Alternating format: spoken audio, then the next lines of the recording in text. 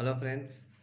Now ये 2018 का जो पूछे गया पेपर है उसमें काफ़ी सारे एमसीक्यूज दिए गए हैं, तो सारे एमसीक्यूज हमने सॉल्व करके रखे हैं। तो 2018 एंड एज वेल एज 19 के एमसीक्यू यहाँ पे मैं आप लोगों को समझाऊंगा, और जहाँ पे कैलकुलेशन की ज़रूरत है वहाँ पे आपको कैलकुलेशन भी बताऊंगा। तो ये एमसीक्यू आपको एग्ज़ाम में बहुत बहुत हेल्पफुल होंगे, क्योंकि यहाँ पे एमसीक्यू का वेटेज भी 10 मार्क्स का है। तो अब हम लोग एमसीक्यू स्टार्ट करते हैं।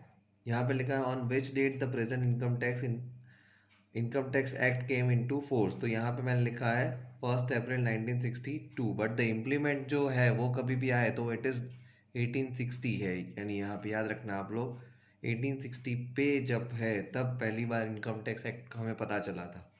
देन उसके बाद यहाँ पे दूसरा पूछा है find from the following which is the association of person. तो यानी ये ऐसा एक एमसीक्यू 110% आएगा कि भाई ये कौन से पर्सन में आता है।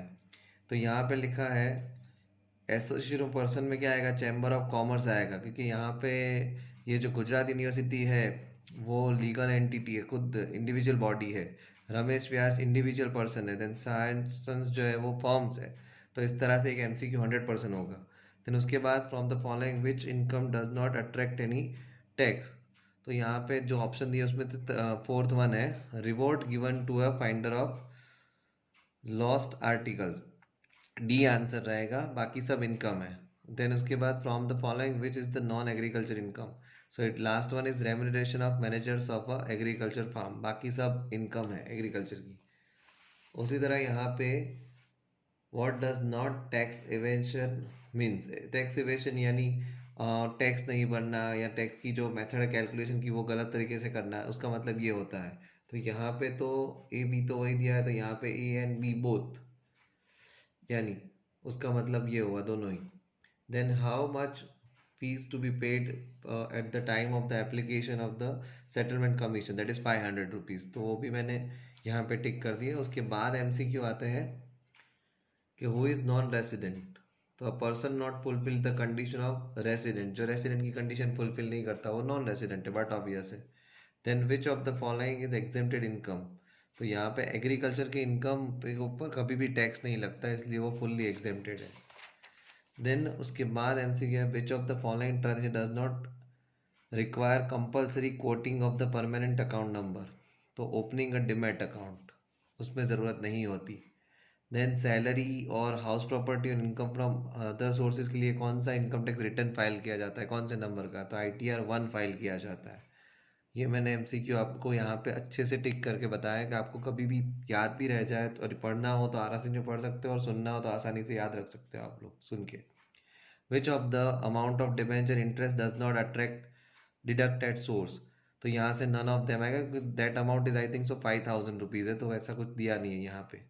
Then what is the quantum of advance tax which needs to be paid on before 15 December? तो it is 7 not less than 75%, यानी दिसंबर मार्च तक 100% हो जाना चाहिए ऐसा इनकम टैक्स का। देन उसके बाद आता है ये mister a joint a company on. देखो यहाँ पे एक डेट थी, 2018 का पेपर था तो पुरानी डेट थी, बट हम लोग अभी 1920 में पढ़ रहे हैं, तो यहाँ पे वो डेट मैंने करेक्ट कर दी है, 1/4/2017 हमारे हिसाब से डेट कर दी है। और यहाँ पे स्लैब दी है 15,500 एंड 2000। तो इस 1920 में कैसे कैलकुलेशन होगा, तो वो कैलकुलेशन भी आप लोगों को मैं अभी बता दूँ 2 मिनट में। यहाँ पे दैट 15,000, यहाँ पे देखो आप लोग कैलकुलेशन 15,000 दिए है, प्लस कौन सी डेट पे दिए है, 1/4/17, 1/4/18 and 1/4/19 is our previous year start हो जाएगा, तो 15,500 हो जाएगा। 500 में प्लस करूँगा तो, क्योंकि यहाँ पे देखो आप लोग 500 रुपीज़ जो है वो ग्रेड दिया है, तो यहाँ पे जो आएगा वो 16,000 आएगा। और हमारा जो प्रीवियस ईयर वो स्टार्ट होता है 1/4/19 से, तो मल्टीप्लाई बाय 12 करोगे तो 1,92,000 यहाँ पे मिल जाएगा। तो आप लोगों को ये आंसर दिख रहा है यहाँ पे 1,92,000 हम लोगों ने राउंड किया हुआ है। उसके बाद what is the maximum amount of exemption in case of the gratuity. So that amount is, यहाँ पे 20 लैक्स होता है, पहले 10 लाख था, अब 20 लाख, इसलिए नन ऑफ देम लिखा है मैंने।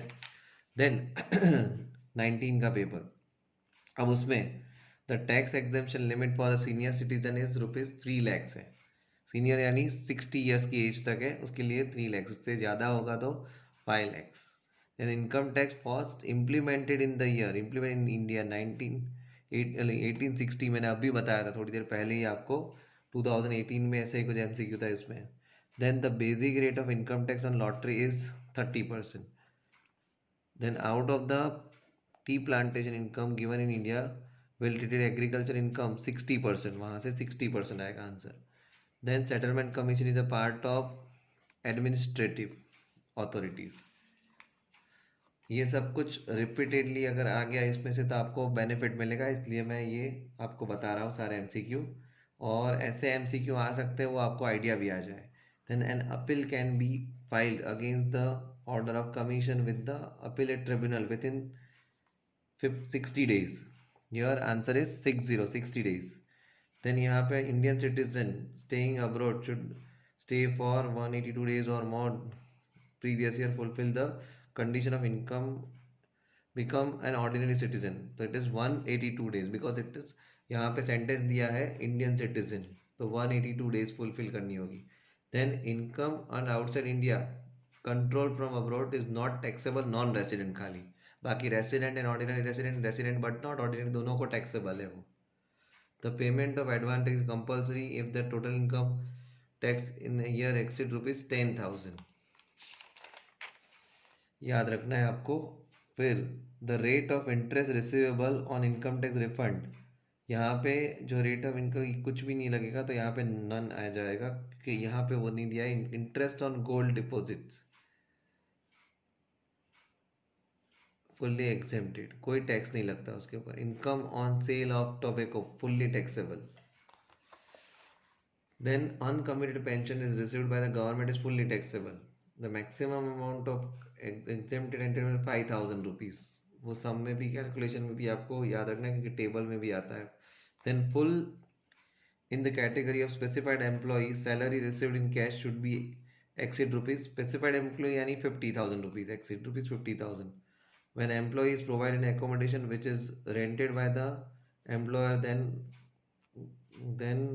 the amount is actual rent. Okay, taxable amount is actual rent paid or 15,000 or whichever is less.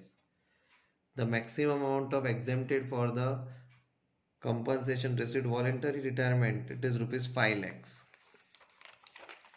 सारे एमसीक्यू आंसर के साथ यहाँ पे बताया गया आपको. The rate of standard deduction कितना होगा यहाँ पे 30%. हाउस प्रॉपर्टी अनरियलाइज रेंट जो है income from rented house fully deductible, पूरा डिडक्ट होता है अनरियलाइज रेंट.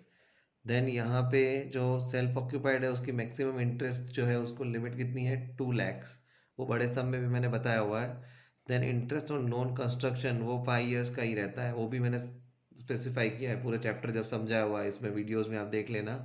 और deduction of municipal tax is allowed from the income from house property is to be paid. It is compulsory, it is paid. तो यहाँ पे ये सारे MCQ मैंने आपको अभी दोनों ईयर्स के समझाया है, तो ये काफ़ी हेल्पफुल होंगे क्योंकि 10 एमसीक्यू आपको अटेंड करने हैं. इतने सारे एमसीक्यू आप अभी मैंने समझाया उसमें से अगर आपको 4-5 भी एमसीक्यू मिल गए तो आपके अच्छे मार्क्स स्कोर हो सकते हैं. तो यहाँ पे ये एमसीक्यू समझाने का एक ही पर्पस था कि बड़े सब मैंने आगे वीडियोस में समझाया हुआ है, उसके जो अगर पूरे मार्क्स मिल गए और एमसीक्यू में पूरे आ गए तो you are getting 50 out of 50. तो इस बार आपको काफ़ी अच्छे मार्क्स मिल सकते हैं. 2020 जो गया है उसके कारण 50 मार्क्स के पेपर हुए हैं, तो वो आपको यहाँ पे बेनिफिट मिल सकता है. तो थैंक यू सो मच. और ये वीडियोस देखने के बाद अगर आपको बहुत ज़्यादा इम्पोर्टेंट यानी दूसरे भी इम्पोर्टेंट्स आपको ज़रूरत होगी तो आपको प्रतिमा एजुकेशन की ऐप है वो डाउनलोड कर ले, उसमें से आपको काफ़ी सारी हेल्प मिल जाएगी. Thank you so much.